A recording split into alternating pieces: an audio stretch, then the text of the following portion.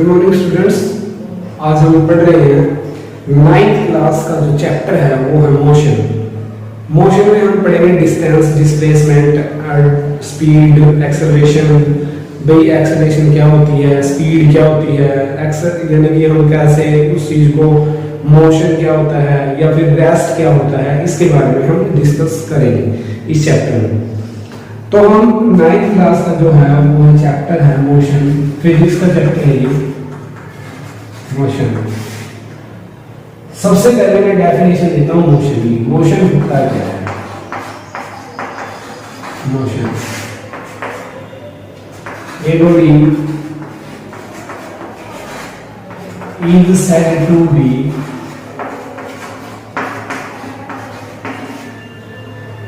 change its position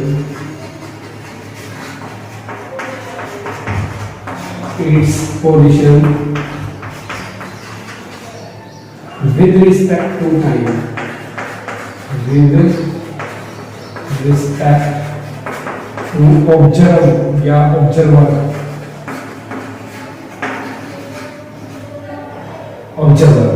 यानी कि जो पोजीशन चेंज करे, अपनी पोजीशन को चेंज करती रहती है, बार बार चेंज करती रहती है, तो उसको बोलते हैं मोशन। यानी कि body set to be change its position, जिसकी पोजीशन चेंज होती है बार बार। जैसे मान लो ये एक दुकान है हमारे पास और यहाँ पर एक बाइक है, तो ये बाइक जो चल रही है तो इसकी पोजीशन चेंज होगी। जैसे इसके एग्जांपल है सन है, जो इसके चारों ओर ये अर्थ है, अर्थ, तो ये राउंड करती रहती है इसके चारों ओर, तो इसका मतलब ये अपनी पोजीशन चेंज कर रही है। ये अर्थ है ना जो अपनी पोजीशन चेंज कर रही है, दैट इज कॉल्ड ऑब्जर्व किया हमने, ऑब्जर्वर, तो ये मोशन है। तो इसके बाद आता है हमारे पास रेस्ट। रेस्ट क्या होता है? रेस्ट क्या होता है? A body is said to be do not या does not change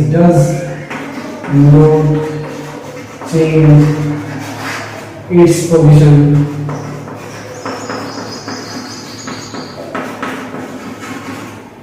with respect to observer।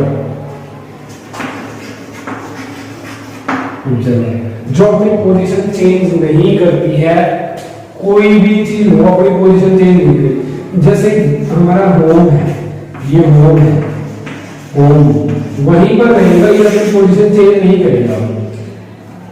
जैसे एक मान लो कोई दुकान है, ये दुकान है पार्टिकुलर, ये अपनी पोजीशन चेंज नहीं करता। जैसे प्लांट्स हैं, तो प्लांट्स हैं, पेड़ पौधे हैं, वो अपनी पोजीशन चेंज नहीं करेंगे, तो वो क्या होता है? रेस्ट। तो वो रेस्ट होता है। मोशन और रेस्ट के बारे में हमें पता चल गया होगा, मोशन और रेस्ट का तुम्हें पता चल गया। नेक्स्ट जो है वो है type of motion. Type of motion, तो टाइप ऑफ मोशन क्या होता है? Type of motion these are three type, ये तीन टाइप का होता है। these are थ्री टाइप, तीन टाइप का होता है।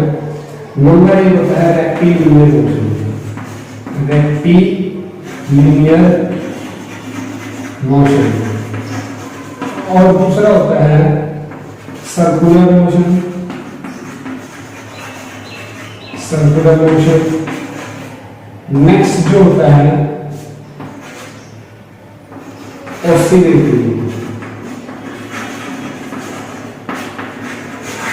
Oscillatory motion. तो ये हमारे पास मोशन होते हैं, rectilinear motion, circular motion, oscillatory motion. Oscillatory motion में और सर्कुलर रेक्टिलिनियर मोशन में क्या होता है? रेक्टिलिनियर मोशन क्या होता है? A body said to be, a body said to be, a body said to be move in straight line, जो स्ट्रेट लाइन में मूव करेगी वो रेक्टिलिनियर मोशन होगा। जो रेक्टिलिनियर मोशन होता है, एक बॉडी है जो said to be move in a straight line, जो स्ट्रेट लाइन में ट्रैवल करती है। सर्कुलर मोशन क्या होता है, इसमें लिखेंगे a body is said to be move in circular path, move in circular path, जो मूव करेगी सर्कुलर पाथ में वो क्या होगी, सर्कुलर पाथ में मूव करेगी तो वो क्या हो जाएगी, सर्कुलर मोशन हो जाएगा। और ऑसिलेटरी मोशन क्या होता है, इस मोशन में हम क्या ले सकते हैं, a body is said to be move from repeatedly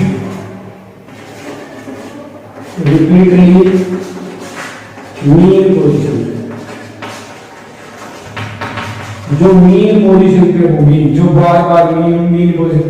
rectilinear motion में स्ट्रेट लाइन है, जैसे मान लो सड़क से ये सड़क है, यहाँ से कोई गाड़ी चल रही है तो वो स्ट्रेट लाइन में जाएगी, तो सड़क पे जो स्ट्रेट लाइन है तो वो रेक्टिलिनियर मोशन हो गया। सर्कुलर मोशन में क्या होता है, move in the circular motion, जैसे अभी मैंने बताया था कि कोई ये अर्थ है, ये सन है, इसके चारों ओर अर्थ है जो सर्कुलर मोशन में राउंड कर रही है, तो ये सर्कुलर मोशन हो गया। अब इससे क्या होता है, ऑसिलेटरी मोशन में क्या होता है, जैसे घड़ी का पेंडुलम लेते हैं हम, ये घड़ी है, यहाँ से ये घड़ी का पेंडुलम लिया, ये पेंडुलम पहले तो यहाँ पर आएगा फिर यहाँ पर जाएगा, तो ये है मीन पोजीशन, यही रहेगी इसकी मीन पोजीशन, तो ये बार बार उसी पोजीशन पे आता रहेगा, तो that is the oscillatory motion. You understand that, कितना समझ में आया होगा आपको कि ऑसिलेटरी मोशन क्या होता है, रेक्टिलिनियर मोशन क्या होता है, सर्कुलर मोशन क्या होता है, रेस्ट ऑफ मोशन के बारे में आपको पता चला होगा। अब इसके बाद का जो टॉपिक है वो स्पीड है, डिस्टेंस है, डिस्प्लेसमेंट है, वो पढ़ते हैं, देखते हैं उसमें क्या हो। इससे पहले मैं तुम्हें एक चीज और बताऊंगा, स्केलर क्वांटिटी बता रहा हूँ। क्वांटिटी क्या होती है हमारे पास, क्वांटिटी टर्म है, क्वांटिटी। तो क्वांटिटी क्या होती है,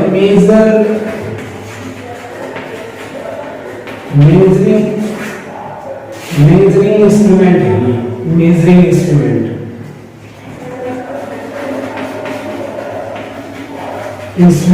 यानी कि मेजरिंग इंस्ट्रूमेंट होता है।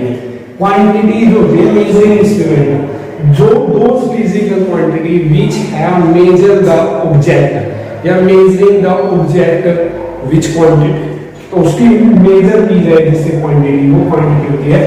दीज आर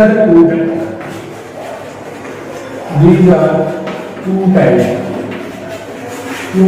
दो टाइप की होती है क्वांटिटी। एक तो होती है फर्स्ट नंबर स्केलर क्वांटिटी, और नंबर दो होती है वेक्टर क्वांटिटी। और स्केलर क्वांटिटी क्या होती है, वेक्टर क्वांटिटी क्या होती है। स्केलर क्वांटिटी क्या होती है, दोज फिजिकल क्वांटिटी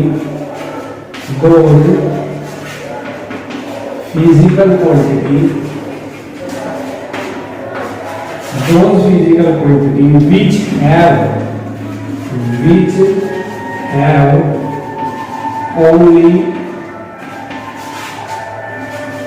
direction, जो सिर्फ डायरेक्शन रखती है, नॉट इन मैग्नीट्यूड, जिसमें मैग्नीट्यूड नहीं होता है, सिर्फ ओनली डायरेक्शन होती है। जैसे मान लो, मैग्नीट्यूड के बारे में बताऊंगा, जैसे मान लिया कि अगर मान लो 3 किलोमीटर पर आवर, तो ये क्या है, डायरेक्शन है, किलोमीटर क्या है, डायरेक्शन है, और स्पीड क्या होगी हमारे पास, वेक्टर क्वांटिटी होगी, तो ये सॉरी स्केलर क्वांटिटी होगी, इसका एग्जांपल हो गया। अब वेक्टर क्वांटिटी में क्या होता है, दोज फिजिकल क्वांटिटी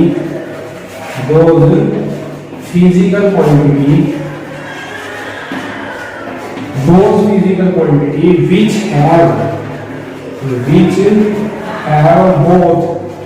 both, इसमें मतलब क्या होगा, डायरेक्शन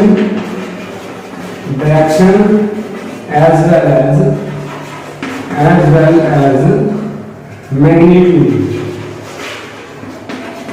मैग्नीट्यूड, जिसमें मैग्नीट्यूड भी हो और डायरेक्शन भी हो, दोनों चीज होती है। अब जैसे डिस्प्लेसमेंट, डिस्प्लेसमेंट डिस्प्लेसमेंट क्या है? तो वेक्टर क्वांटिटी है। एक्सेलरेशन क्या है? वेक्टर क्वांटिटी है। डिस्टेंस क्या है? स्केलर क्वांटिटी है। तो ये हमारे पास डिस्टेंस, जैसे अब मैग्नीट्यूड क्या होता है? न्यूमेरिकल वैल्यू को बोलते हैं magnitude. Numerical value is called magnitude. Magnitude होता है, ये न्यूमेरिकल वैल्यू जो होती है वो मैग्नीट्यूड कहलाती है। जैसे 3 किलोमीटर दे दिया तो 3 किलोमीटर, 3 क्या है? 3 तो मैग्नीट्यूड है, ये मैग्नीट्यूड है। और किलोमीटर क्या है? ये डायरेक्शन है। तो ये 3 किलोमीटर हो गया, तो ये क्या होगी? वेक्टर क्वांटिटी होगी। इसके बाद समझ में आया हो? इसके बाद हमारे पास एक गवर्नमेंट ने एक नियम बनाया था, रूल बनाया था कि भाई फिजिकल क्वांटिटी को मेजर करने के लिए हमने सिस्टम बनाया था, जिसका नाम उसने एसआई सिस्टम रखा था। एसआई सिस्टम के बारे में पढ़ते हैं। एसआई सिस्टम, एसआई सिस्टम क्या होता है? SI system, SI system, SI system जो गवर्नमेंट यानी कि सारी की सारी संस्था थी जो उन्होंने इकट्ठे होकर एसआई सिस्टम बनाया था। तो उसमें क्या, इसकी क्या फुल फॉर्म क्या दे दी?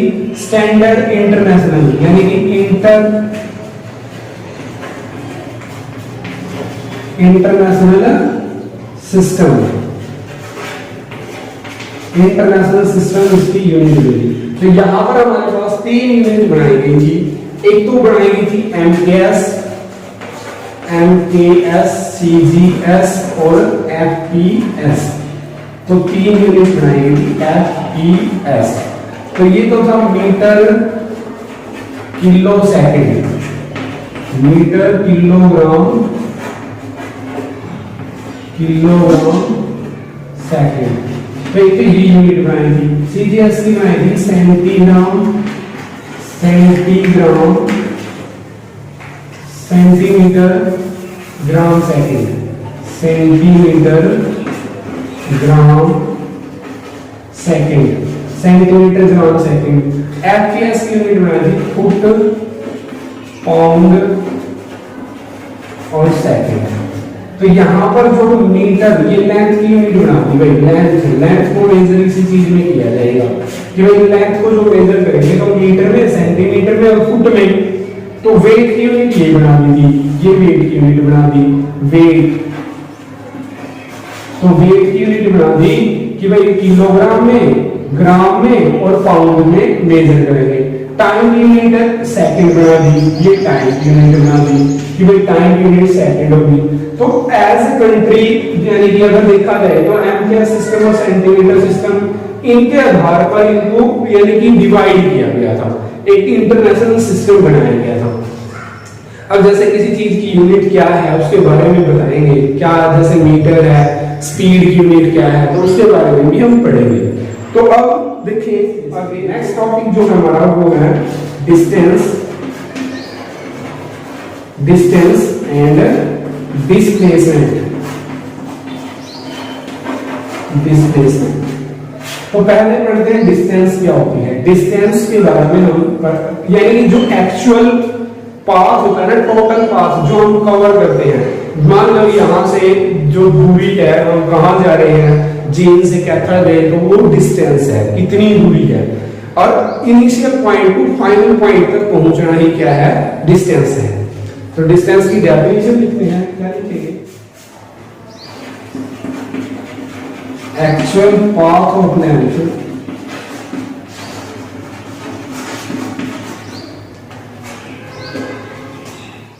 actual path of length covered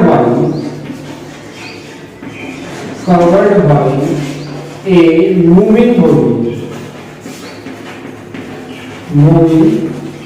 body its initial and final position, initial and final position। Distance क्या है? The actual path of length covered by a moving body, जो चल रही है ना, जो कोई ऑब्जेक्ट चल रहा है उसमें between initial and final position is called distance. Distance तो वो डिस्टेंस होगी जो हमारे पास एक्चुअल पोजीशन, जो हमने इनिशियल पोजीशन से चलना स्टार्ट किया, अब यहां से जैसे चलना स्टार्ट किया तो जहां तक हम पहुंचे हैं वो क्या है? हमारी फाइनल पोजीशन। ये फाइनल पोजीशन है और यहां हमारी इनिशियल पोजीशन। तो ये क्या होगी? मूविंग बॉडी के द्वारा, यानी कि जो घूम रही थी, जो चल रही थी बॉडी, उसके द्वारा दूरी जो हमने तय की है, उस बॉडी ने जो दूरी तय की है, जैसे हम चल के जाएंगे तो हमारे द्वारा जो दूरी तय हुई है तो वो क्या है? डिस्टेंस है। अब इसके बाद हमारे पास नेक्स्ट जो है वो है डिस्प्लेसमेंट। नेक्स्ट देखो, अब डिस्प्लेसमेंट क्या होता है?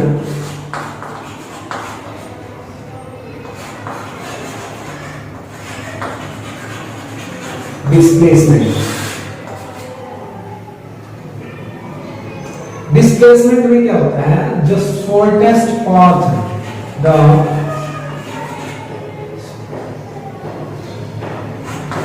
shortest path of length, path of initial and final position is called displacement.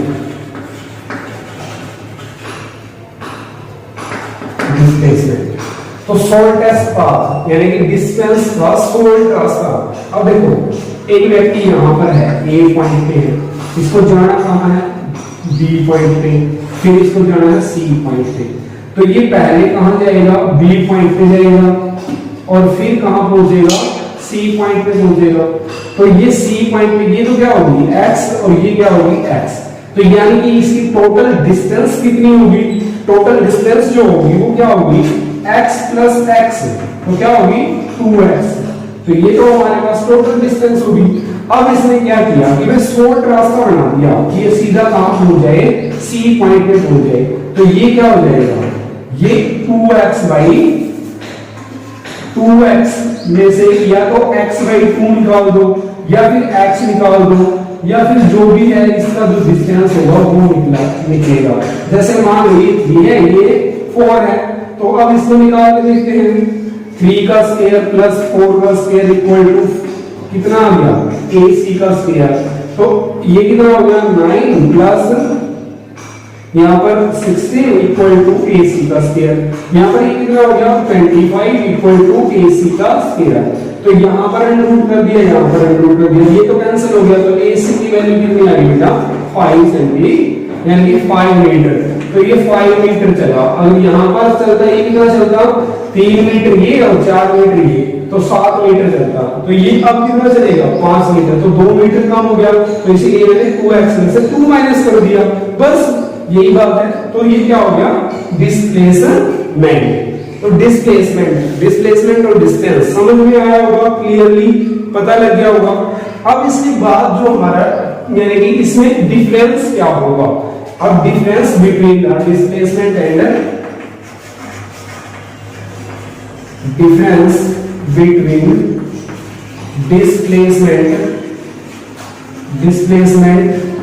And distance.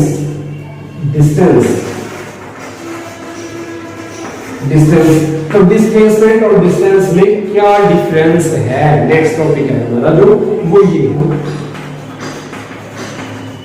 Distance, और यहां पर लिख रहा हूं डिस्प्लेसमेंट। तो एक तो होगी हमारी डेफिनेशन, फर्स्ट पे तो इसमें भी डेफिनेशन लिख दो, इसमें भी डेफिनेशन लिख दो, जो मैंने अभी लिखी थी ये डेफिनेशन यहाँ लिख दो। डिस्टेंस की डेफिनेशन अभी मैंने जो पीछे लिखी थी वो लिख सकते हो। नंबर 2 पे क्या होगा? डिस्टेंस ये क्या है? It is a scalar quantity. It is a scalar quantity. एक ये क्या है? Vector quantity. वेक्टर क्वांटिटी, ये क्या है? वेक्टर क्वांटिटी है। अब ये क्या है भाई? Distance can not be zero, distance can not be zero, can not be zero, तो ये जीरो नहीं हो सकती है। और डिस्प्लेसमेंट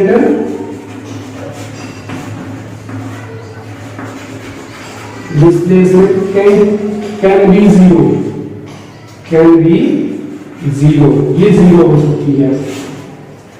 और ये पॉजिटिव नेगेटिव भी हो सकती है, पॉजिटिव एंड नेगेटिव, बट ये क्या होगी? ओनली पॉजिटिव, ये ओनली पॉजिटिव। तो ये था हमारे पास डिस्टेंस और डिस्प्लेसमेंट में डिफरेंस क्या है। तो ये हमारे पास difference between the displacement and distance. देखो अब नेक्स्ट टॉपिक जो हमारा वो है स्पीड। स्पीड स्पीड स्पीड क्या होती है? अब तक हमने पढ़ा डिस्टेंस, डिस्प्लेसमेंट, अब स्पीड के बारे में बताता हूँ। स्पीड क्या है? कि एक बॉडी है ना, कंटिन्यू पर यूनिट टाइम में वो चल रही है, तो वो क्या कहलाएगी? स्पीड कहलाएगी। अब जैसे मान लो हम चल रहे हैं, कितनी स्पीड से हम चल रहे हैं? पर यूनिट टाइम देखेंगे हम कितनी स्पीड से चल रहे हैं। तो डेफिनेशन क्या है? Speed of A body is the distance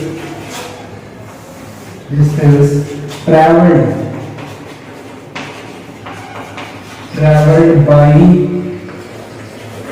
a body per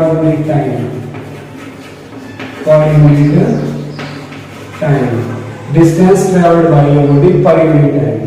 जो डिस्टेंस ट्रेवल करता है पर यूनिट टाइम में, यानी कि कितनी डिस्टेंस दूरी तय की है पर यूनिट टाइम, एक यूनिट टाइम में, एक समय में, तो ऐसा यूनिट क्या होगी? SI unit of speed is metre per second, metre per second. तो डिस्टेंस बाय टाइम कह सकते हैं। फार्मूला क्या लिखेंगे? फार्मूला क्या लिखेंगे? फार्मूला डिस्टेंस यानी कि स्पीड को v से डिनोट करते हुए, v equal to distance by time, distance by time. तो डिस्टेंस को ऐसे लिखते हैं, t से लिखते हैं। डिस्टेंस हो गया s, v equal to s by t। ये हमारे पास फार्मूला है। तो इसका फार्मूला यानी कि ये यूनिट कैसे निकालें? डिस्टेंस के unit metre, time unit second, तो मीटर पर सेकंड, तो मीटर पर सेकंड इसकी यूनिट होगा, ऐसा यूनिट होगा। स्पीड का टॉपिक भी मेरे अकॉर्डिंग समझ में आ गया होगा। इसके बाद एवरेज स्पीड, इसके बाद जो टॉपिक है हमारा एवरेज स्पीड। एवरेज स्पीड क्या होती है? तो क्या होती है एवरेज स्पीड? यानी कि जो हमारी एवरेज हम देखते हैं, हम मेजर करते हैं कि बाइक ने कितनी एवरेज दी, हम मेजर करते हैं कि ये चीज कितनी एवरेज दे रहा है, तो वो है एवरेज स्पीड। तो इसकी डेफिनेशन क्या लिखेंगे? The average speed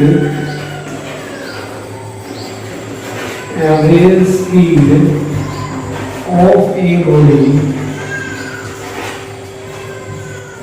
is a given time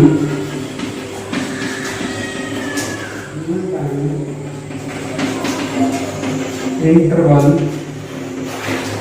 is defined as the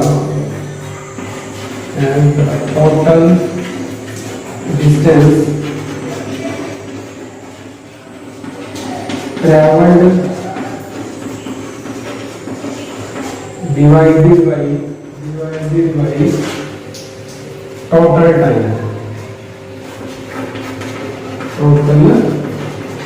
time. जो हमारे पास टोटल डिस्टेंस दे दिया है उसको टोटल डिवाइड करके टोटल टाइम से, तो average speed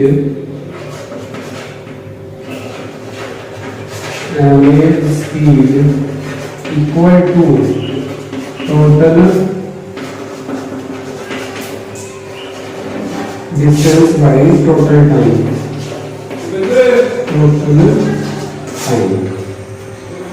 this is called the average speed. Average speed का मतलब है कि हम कितनी स्पीड में, अगर 40 की स्पीड में चल रहे हैं तो वो एवरेज स्पीड है हमारी, यानी 40 की स्पीड में ही चलना है, उससे कम ज्यादा नहीं करनी है, तो वो एवरेज स्पीड होगी। तो ये हो गया जो है हमारे पास, वो है यूनिफॉर्म स्पीड। Uniform speed. अब यूनिफॉर्म स्पीड को जो फॉर्म में होगी क्या है, the body cover equal distance in equal interval of time, in equal interval of time।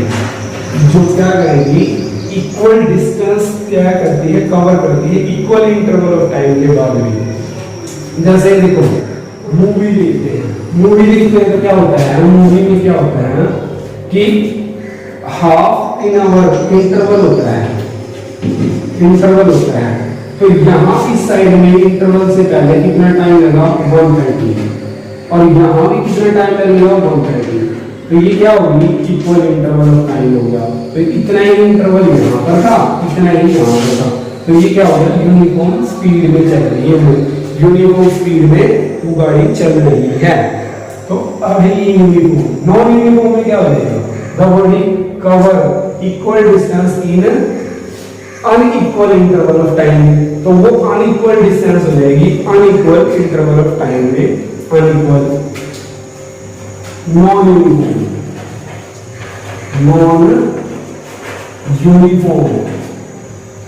Uniform speed क्या होती है, जो क्या होगा, the body cover unequal distance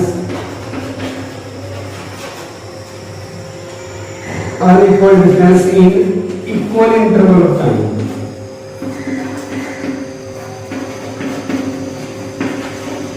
interval of time, यानी कि टाइम तो वही रहेगा बट अनइक्वल डिस्टेंस हो जाएगी। जैसे सीरियल देखते हो, एक सीरियल का पार्ट है फर्स्ट, ये 5 मिनट का आ गया, ये सेकंड पार्ट है 3 मिनट का आ गया, ये 7 मिनट का आ गया। तो ये अनइक्वल, जैसे यहाँ पर ऐड आती है, ऐड जो होती है वो आती है, तो ये अनइक्वल डिस्टेंस हो गया, अनइक्वल डिस्टेंस तय की है इसमें, unequal distance, interval of time equal था, तो ये है नॉन यूनिफॉर्म स्पीड। इसके बाद जो हमारे पास टॉपिक है वो है वेलोसिटी।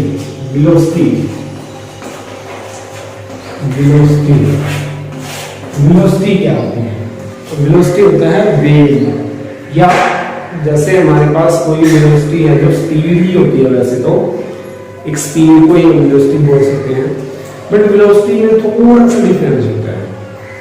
जैसे ऐसा यूनिट तो सेम ही होती है दोनों की, बट वेलोसिटी जैसे हम किसी चीज की एक्सेलरेशन होती है ना, किसी को एक्सेलरेट करें तो उसकी वेलोसिटी कम या ज्यादा होगी। तो ये इनिशियल और फाइनल होती है, ये भी जैसे इनिशियल और फाइनल डिस्टेंस की, वैसे ये इनिशियल होती है, पर स्पीड में कोई इनिशियल और फाइनल नहीं होता है। इनिशियल वेलोसिटी हमेशा 0 रहती है, तो लास्ट फाइनल वेलोसिटी, यानी कि फाइनल वेलोसिटी भी 0 हो सकती है। अब यहाँ पर क्या है कि इनिशियल वेलोसिटी को u से डिनोट करते हैं और फाइनल वेलोसिटी को v से डिनोट करते हैं। तो डेफिनेशन क्या लिखेंगे कि डिस्टेंस पर यूनिट टाइम का, तो यहाँ पर क्या लेगा, डिस्टेंस में क्या देगा, वहां पर स्पीड में तो क्या था, डिस्टेंस पर यूनिट टाइम, तो यहाँ पर क्या देगा, डिस्प्लेसमेंट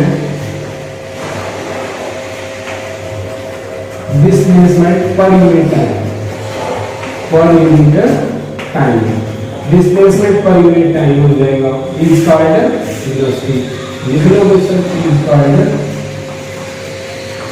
कॉल्ड वेलोसिटी, ये वेलोसिटी हो गया, डिस्प्लेसमेंट पर यूनिट टाइम हो जाएगा वेलोसिटी। तो इसका फार्मूला क्या होगा, तो वेलोसिटी वेलोसिटी इक्वल टू क्या हो गया, डिस्प्लेसमेंट बाय टाइम। तो ऐसा ही निकालेंगे तो वेलोसिटी डिस्टेंस डिस्प्लेसमेंट की यूनिट मीटर, टाइम की यूनिट सेकंड, तो ऐसा यूनिट क्या होगी, मीटर पर सेकंड। क्लियर हो गया। और वेलोसिटी v से लिखते हैं, वेलोसिटी को v से लिखेंगे, u इनिशियल वेलोसिटी दिया है, v फाइनल वेलोसिटी। क्लियर है, वेलोसिटी का पता लगे। नेक्स्ट टॉपिक अब होते हैं हमारे पास, इसके बाद आते हैं एवरेज वेलोसिटी। तो एवरेज वेलोसिटी क्या होती है, वही चीज है, एवरेज वेलोसिटी जैसे इसमें क्या लिखेंगे, इसमें क्या हो जाएगा, total displacement bye total time, the average velocity of A body is given time defined as the displacement of the body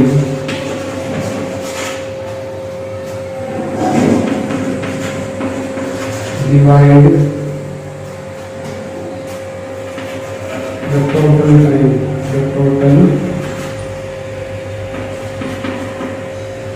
time interval,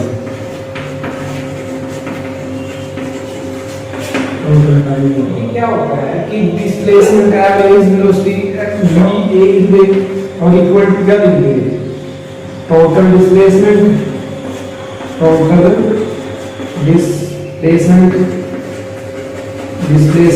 bye total time,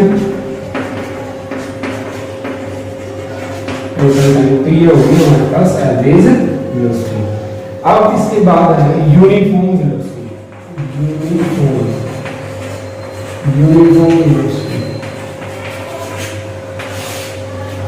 uniform velocity में क्या होता है, यूनिफॉर्म वेलोसिटी में क्या होता है कि एक body is cover equal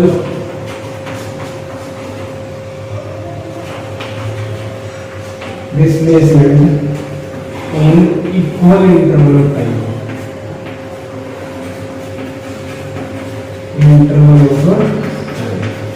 equal interval of time, यानी कि इसमें भी क्या हो गया यूनिफॉर्म में, यानी कि इक्वल डिस्प्लेसमेंट होनी चाहिए और इक्वल इंटरवल ऑफ टाइम होना चाहिए।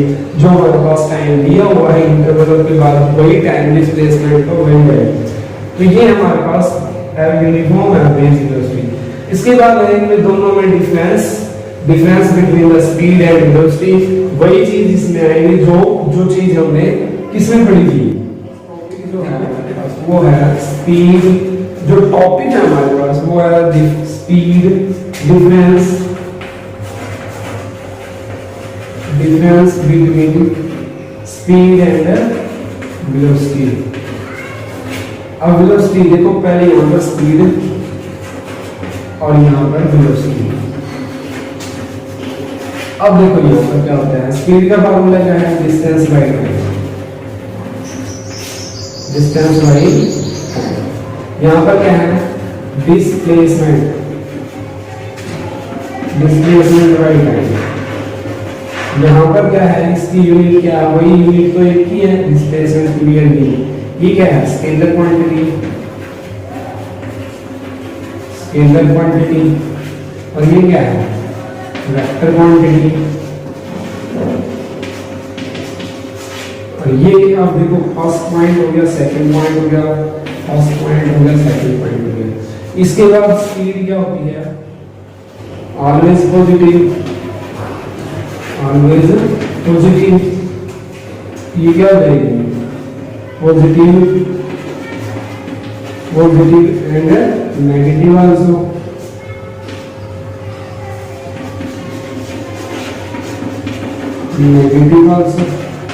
यानी कि दोनों हो सकती है।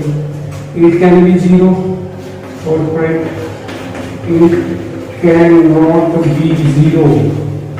ये जीरो नहीं हो सकती, ये क्या है, इट कैन बी जीरो, ये जीरो हो सकती है और पॉजिटिव नेगेटिव हो सकती है। तो ये था हमारे पास distance between the velocity and the speed. इसके बाद जो हमारा टॉपिक है नेक्स्ट है वो देखते हैं क्या है, नेक्स्ट वीडियो में बनाएंगे।